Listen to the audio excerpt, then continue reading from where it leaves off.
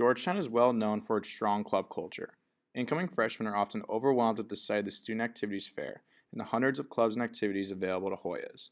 Some of these organizations are student-run businesses, while others are more lax and tailored towards interacting with people with similar interests.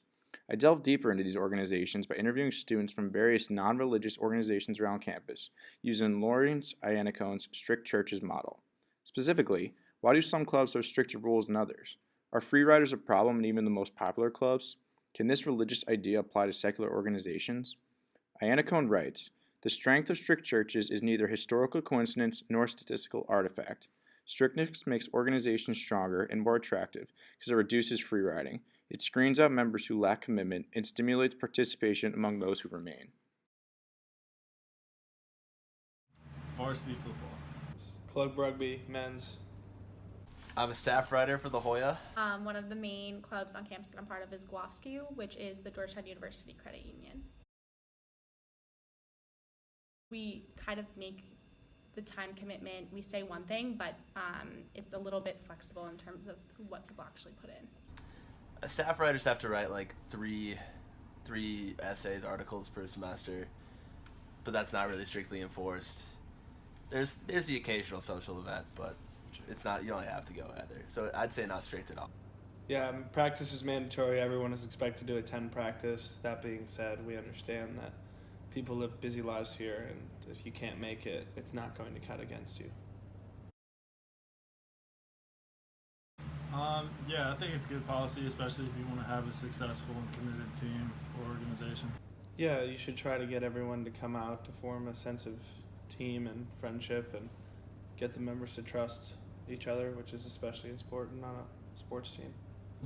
I think probably because that gives a more like rigid boundary for the club, and then you can't really have like kind of like freeloaders or whatever. It's kind of like you have really the committed members that are part of the club, and I think it makes the club stronger overall. Yes and no. I think, yes, it's good to state something of what your expectation is. That way people sort of know what they're expected to do. However, I wouldn't ever want someone to be forced to have a certain time commitment. Like if they don't want to be there, essentially I wouldn't want them there. The last two comments bring up one of the fundamental principles within Iannacone's article. He writes, "Strengths arise because strictness mitigates free rider problems." Iannacone believes free riders can contribute to the weakening of an organization at its core due to the likeliness they negatively impact committed members. I wouldn't say there's a free rider problem. We all kind of go through the same things and have to deal with the same schedule, with it being early in the morning, and so yeah, I don't think it's a big problem on our team. No, it's not an issue because we have a strict policy. If you don't pay dues, you can't play in games. So those people are welcome to show up to practice, but if they don't pay the dues for the club, then they can't play in games. I think there definitely are some free riders. I think there are people that will join and they won't really write their articles or they won't commit that much to it. I think it's small, but I think we do have some. You do have a lot of people put in more work than others. So I definitely think that there is some sort of problem in a free rider sense. What I found was quite compelling. In strict clubs, rules help groups stay connected as a cohesive unit, while in more relaxed organizations, free riders are able to take advantage of the system.